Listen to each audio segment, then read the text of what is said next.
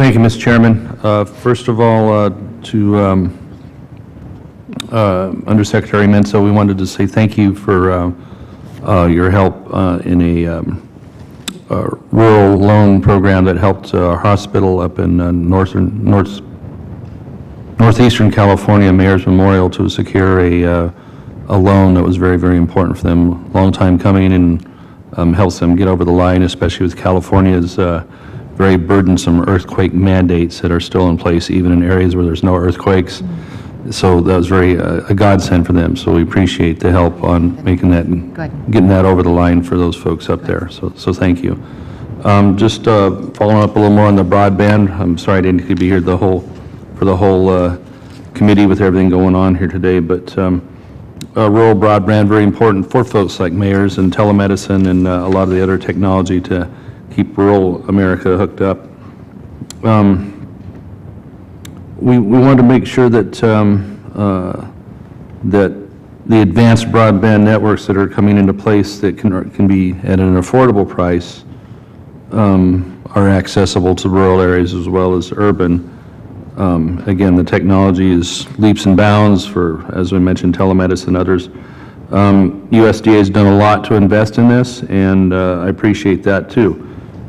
You mentioned in written testimony that different ways you're addressing it since the last few years, $6.7 billion in awards to improve the technology in rural communities, and about $280 million last year.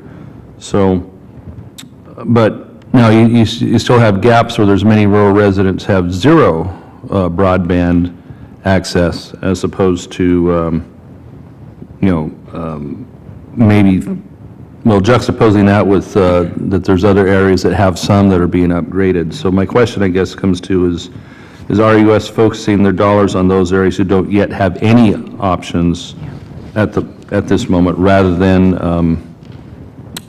working to speed up internet or even more what might be seen as duplicative efforts on areas that are already oversubscribed? How are we working to fill in that zero gap, whereas upgrading areas that are oversubscribed? Right.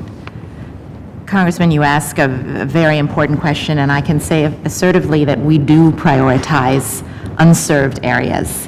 One of the reasons why we asked for an increase in grant funds is to reach those areas in greatest need. When I was in California, the home of Silicon Valley, I was surprised to hear even in California we have areas, big stretches, without adequate high-speed broadband, and those remain our priorities. Congress provided us great direction in the Farm Bill to ensure that our resources go to unserved areas. And so we followed that language in the Farm Bill, and you will see we have to require that our applicants have 15% of the population that is unserved. So you will see that as our priority, and that remains our priority. Okay, and I know there can't be a one-size-fits-all due to the geography involved in everything, but I appreciate that pledge and effort to fill in all the gaps. What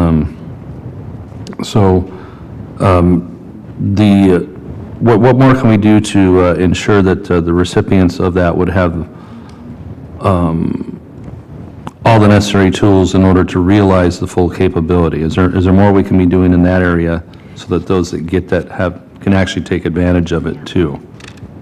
I think one of the things that makes RD special is the people that are on the ground. The Congressman Thompson commended us for being able to work with people to people, in hand. We have engineers, we have field staff who can work right with the communities. And I think that's one way that we are advantaged as an agency. So it's one of the reasons I have such belief in our people. That's how we operate this program. Okay, well, again, I appreciate your gracious efforts on this and for being here today to help with these and anything we can do in the future to make sure it is indeed a broadband. We may have to borrow that line. Well, Thank you. Okay, well, thank you, Mr. Chairman. I'll yield back. Gentleman yields back. Ms. Hartzler, 5 minutes.